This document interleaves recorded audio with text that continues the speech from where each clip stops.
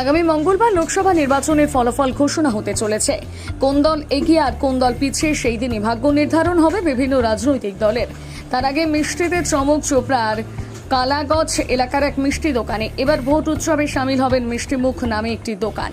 এখানে বিজেপি, তৃণমূল সহ বিভিন্ন দলের লোগো ডিজাইন করে চমক দিয়েছেন দোকানের মালিক বিশ্বজিৎ দেবনাথ। আর এই চমক দিয়ে এখন এলাকায় চর্চিত হয়ে পড়েছেন তিনি।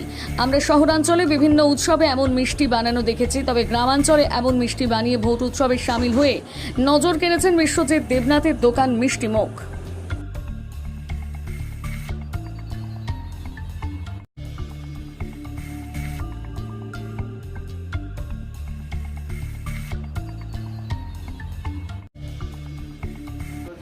আমার মিষ্টি দোকানের নাম হচ্ছে মিষ্টিমুখ।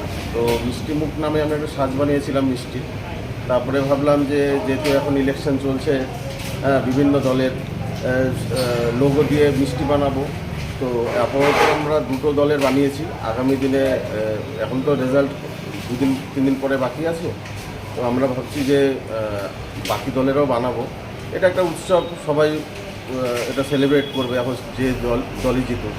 আর আমি অ্যাজ এ বিজনেসম্যান আমি চাচ্ছি যে আমার দোকানে যেরকম লোগোটা আমি একটা মিষ্টি বানিয়েছি, সেরকম অন্য দলেরও লোগো নিয়ে আমি একটা মিষ্টি বানাবো। এটা কিছু না, এটা একটা আর্ট।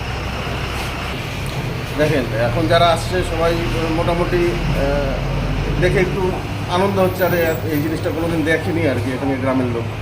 তো সবাই বলছে ঠিক আছে, রেজাল্টের দিন দেখা যাক কাকে খাওয়ানো যায়। এটা এই আর কি কীরকম দাম রয়েছে?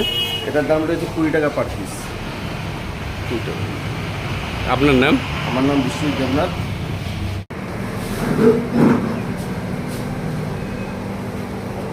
ভাই